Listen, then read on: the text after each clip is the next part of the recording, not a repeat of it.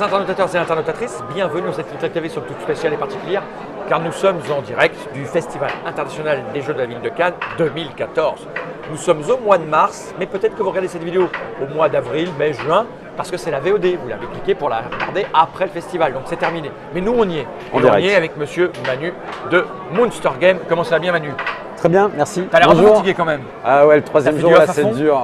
3 jours, le salon, c'est 10 heures par jour. Ouais. Et le off, c'est jusqu'à 2-3 heures du matin tous les soirs. Donc, troisième off, troisième jour, là, ça commence à devenir dur. Difficile. Donc, toi, tu es là en tant que Monster Game et surtout, parce qu'on s'en est rendu compte il y a très peu de temps, donc tu nous proposes Miniville. Oui. C'est bien ça. Tu as fait paraître la règle il y a quelques jours. Oui, on a posté la règle sur Trick Track juste avant Cannes. Et les gens commencent à être tous excités. Tu as amené un proto ici, enfin pas le proto mais le jeu d'origine. J'ai amené l'ultra tirage anglais qu'il y a eu en fait. Le jeu est sorti au Japon uniquement, mais les Japonais ont sorti 100 exemplaires en anglais. De ça. Voilà. Ah, non, ça c'est celui du Japon. Ça c'est la version japonaise, mais les cartes à l'intérieur sont en anglaise. Et c'est les modèles qui leur a servi pour vendre le jeu auprès des éditeurs, faire un peu de buzz, etc. D'accord. Et toi, tu es tombé dessus comment ce jeu? Alors, j'avais repéré le jeu un petit peu avant Essen via mes contacts au Japon. À Essen, j'y suis allé, on a joué avant l'ouverture. On a acheté le jeu parce que les Japonais ne voulaient pas vendre avant l'ouverture, donc on a fait la queue et à 5 minutes après l'ouverture, ils n'avaient plus de stock. Ah ouais, tu m'étonnes. Ouais, voilà. Le dépôt des demandes pour les éditeurs se faisait à partir d'Essen. Donc, ce qu'on appelle le dépôt des demandes, c'est-à-dire celui qui voulait le traduire dans sa langue de son pays. Pour essayer de publier le jeu, il le vendait langue par langue, ça se faisait à partir d'Essen. Donc il fallait se positionner dès Essen dessus. Donc c'est ce qu'on a fait dès l'ouverture quasiment. D'accord. Et là, on le voit, tu as fait tourner et j'ai pas vu une personne qui m'a pas dit que c'était super. Ouais, ça a fait un très gros carton. Ouais. C'est quoi le principe en gros, Parce que j'ai pas lu la règle, j'avoue que tu l'as publié au moment où on partait. Alors, donc j'ai pas tout lu. Je pense que c'est l'idée globale. Bruno Catala disait que c'est un mélange entre les contes Catane et Dominion. Ah ouais. En fait, le principe, c'est qu'on va construire une petite ville. On commence avec une boulangerie et un champ de blé. C'est un jeu de cartes. C'est un jeu de cartes. C'est ça, on le montre tout à fait. pour que les gens comprennent. Alors tu les as mis sous protection là. Ouais, pour le salon, pour pas que. C'est un jeu de cartes, donc voilà. Je lance la note. Il y a 108 cartes. Un peu comme Dominion, on va placer les cartes par famille au centre de la table. Ok. Et on commence chacun avec une boulangerie et un champ de blé. Et au fur et à mesure de la partie, chaque joueur va faire deux choses pendant son tour. C'est lancer un dé comme colon de Catane, ou 2 dés selon le moment de la partie où on est, sachant que chaque carte a sur elle une valeur. Et quand cette valeur sort au dé, ça déclenche l'effet de la carte. Ah ouais. Donc il y a un petit côté aléatoire très plaisant. À la colon de Catane. Vraiment, ça va au début, les cartes vont de 1 à 6, parce qu'on lance qu'un dé. Mais dès qu'on a acheté la gare, on peut lancer 2 dés. Donc on va commencer à acheter les établissements qui vont jusqu'à 12. Et donc l'action du tour, c'est vraiment très court. C'est première action, on lance le dé, on gagne de l'argent ou éventuellement on en donne à d'autres joueurs, ou il peut y avoir des effets un peu spéciaux selon le résultat du dé. Deuxième action, on achète une nouvelle carte si on a de l'argent. Et c'est tout, joueur suivant. Ah oui, donc ça va très très vite, les cours sont, tours sont très rapides. C'est moins d'une minute, c'est 30 secondes. Ça peut fait des parties courtes en fait finalement, 20 minutes, une demi-heure? Alors à 4 joueurs, une partie ça va durer entre 20 et 30 minutes. D'accord. Voilà, à 2 joueurs, ça peut durer un petit quart d'heure.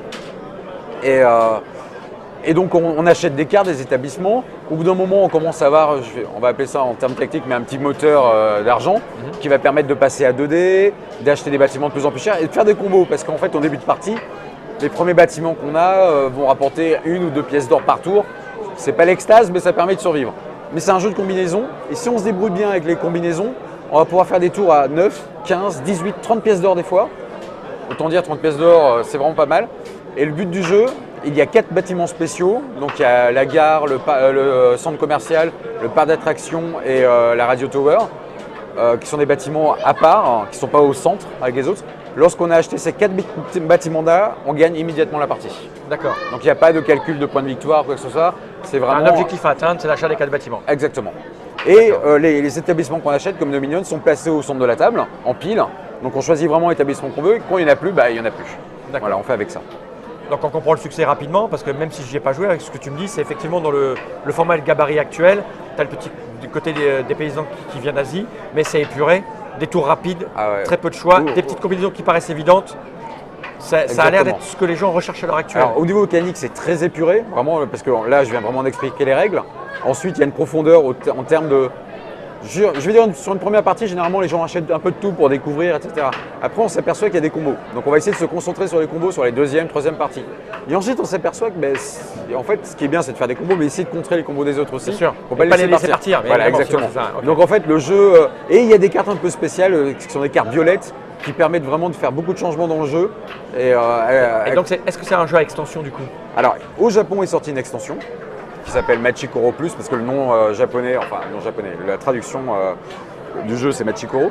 Il y a une extension qui est sortie, nous on la sortira entre 3 et 4 mois après la sortie du jeu. D'accord. Tu retravailles les graphismes, la boîte? Non, Alors, les graphismes, on garde exactement tous les graphismes du jeu parce qu'ils sont vraiment pour nous exceptionnels et ils vont aussi dans le thème du jeu, c'est-à-dire qu'ils sont très minimalistes, ils sont modernes, ils sont vraiment. On a également craqué sur les graphismes, donc on ne touche à rien.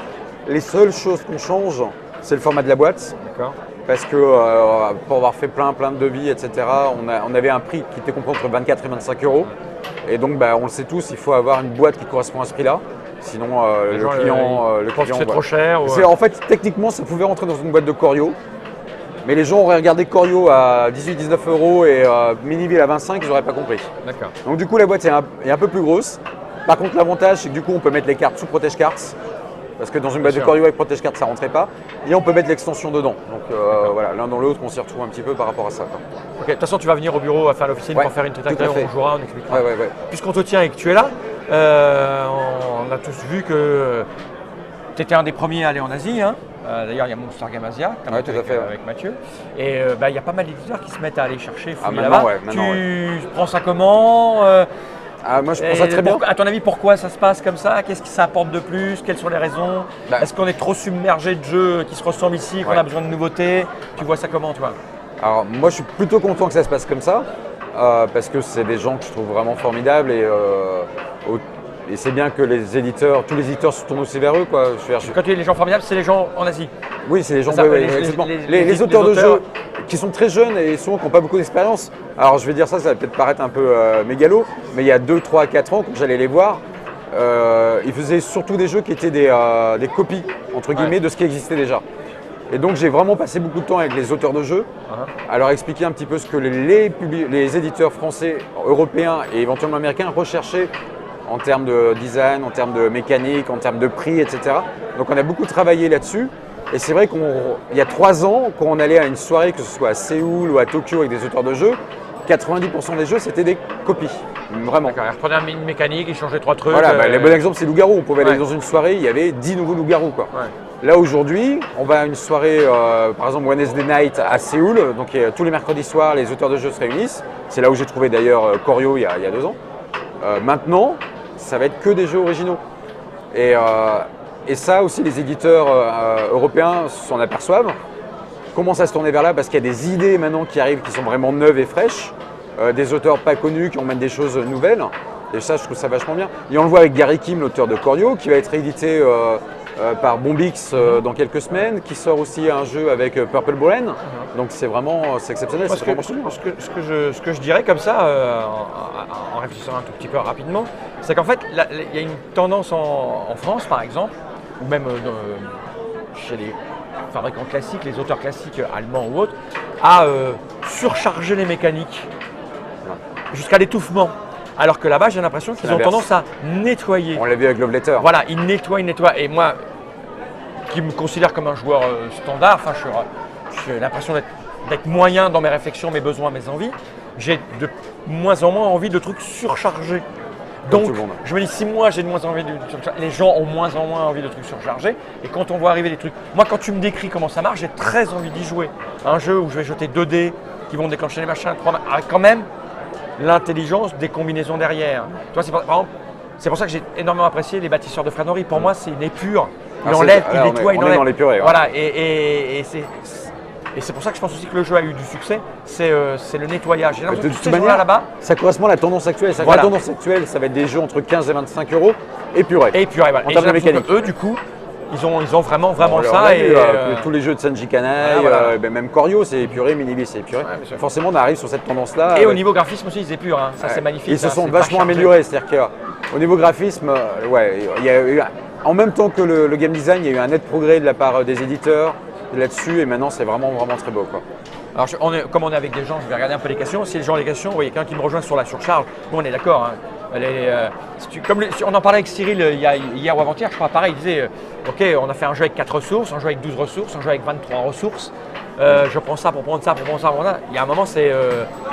Mais de toute manière, les gens maintenant veulent jouer à des jeux un peu moins chers et un peu plus rapides. En une soirée, ils veulent faire 4-5 jeux.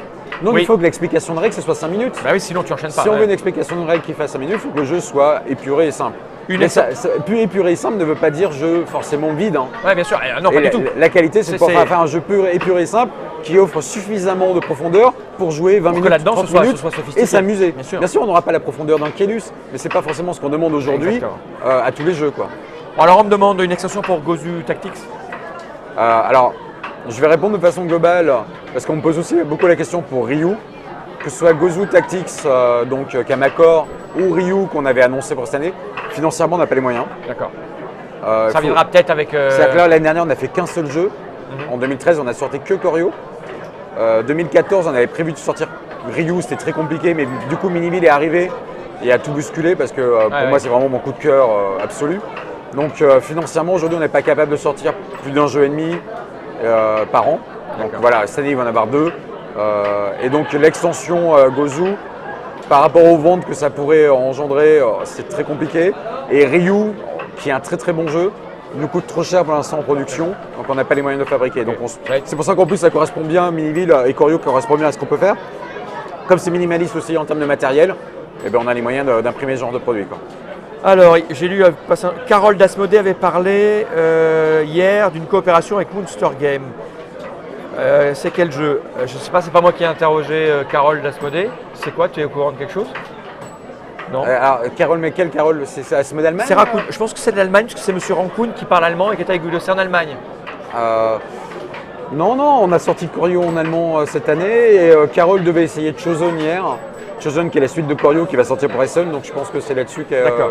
Donc c'était Guido, donc c'était pour l'Allemagne, ouais, effectivement. Voilà. Et parce que Chosen sortira en allemand tout de suite aussi, contrairement à Koryo où ça a mis quelques mois. Quoi. Tout le monde dit que c'est bien de garder les graphismes originaux. Oui, bien sûr. Non, mais ça c'était évident. On a changé le nom, alors je sais qu'il y a plein de gens que ça hérisse les cheveux. Maintenant, sur le salon depuis 3 jours, on n'a eu aucune critique sur le nom, au contraire. Quoi, donc, Alors, il y a monsieur Delta Jordan qui dit « Éditez Candy Chaser, s'il vous plaît ». Oui, j'en rêve. Promis, j'en rêve. Franchement. J'ai joué. Je sais pas si tu as regardé les vidéos avec monsieur Yannick qui est venu. C'est un jeu que j'aimerais. La preuve, tu l'as regardé, j'ai voulu faire une deuxième partie. C'est un jeu que j'aimerais beaucoup éditer.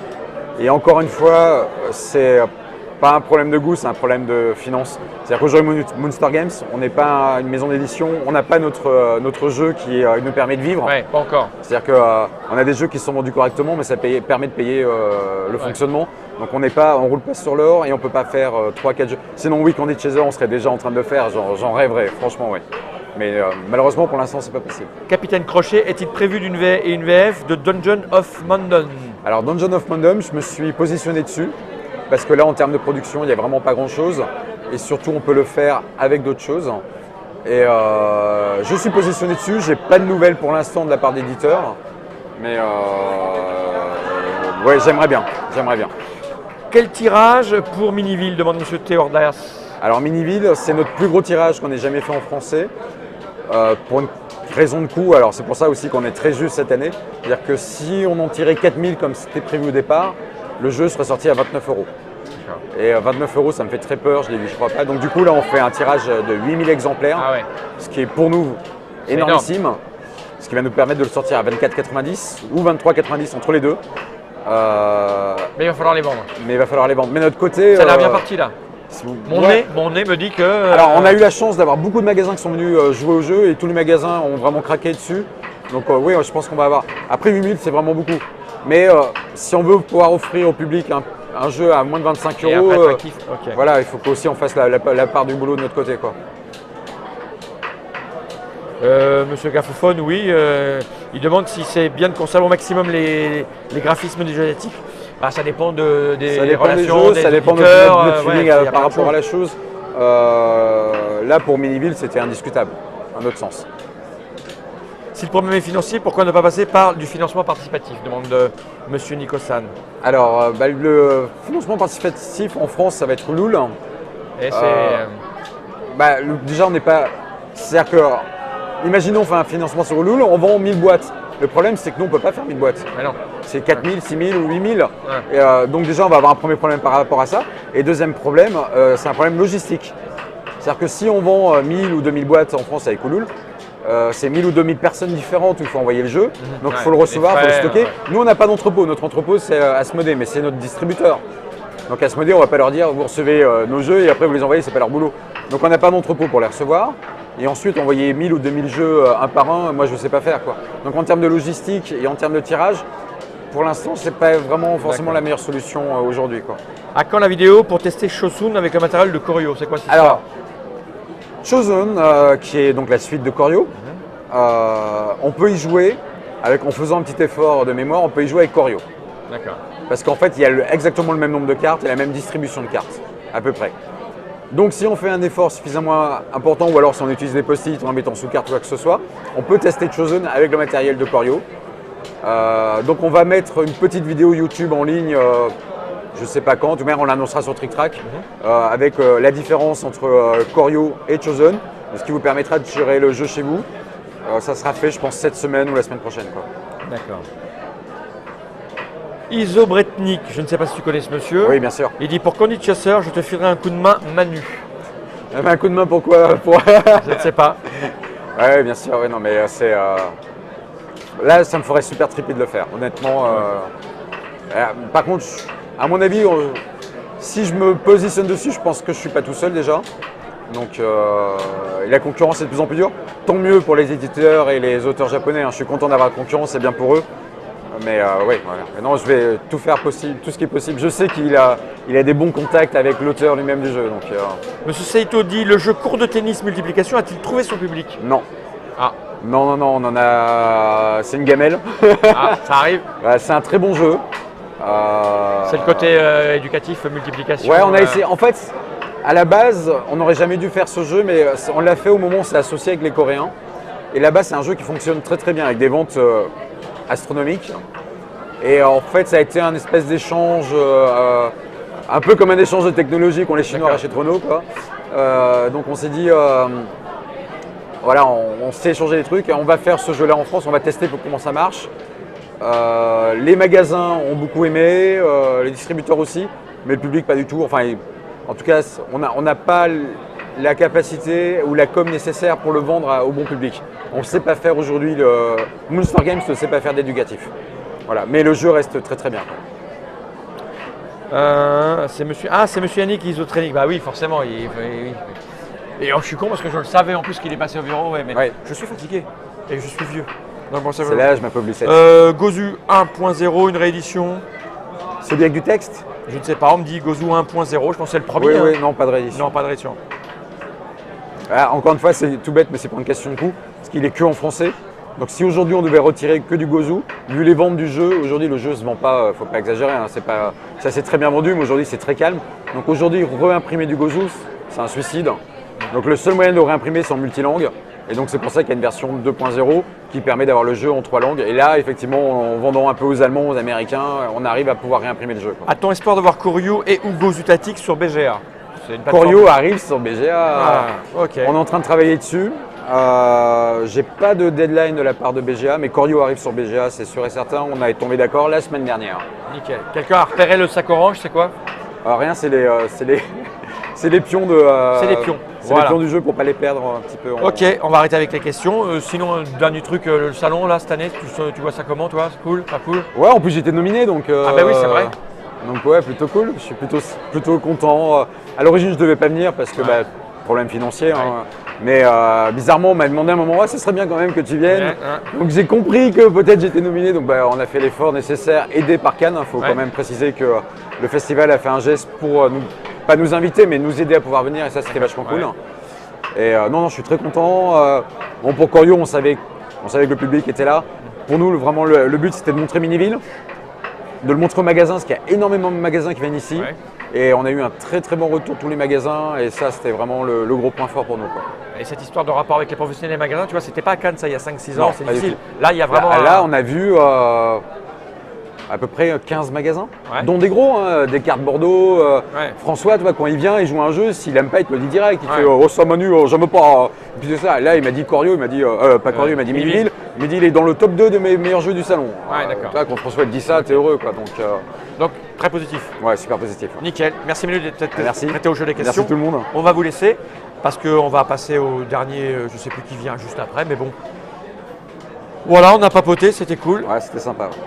On va aller boire un petit coup quand même, parce que moi j'ai la gorge Ouais, pareil. un peu sèche. Ok. Jenny Reich. Super. On n'enlève pas le micro tout de suite.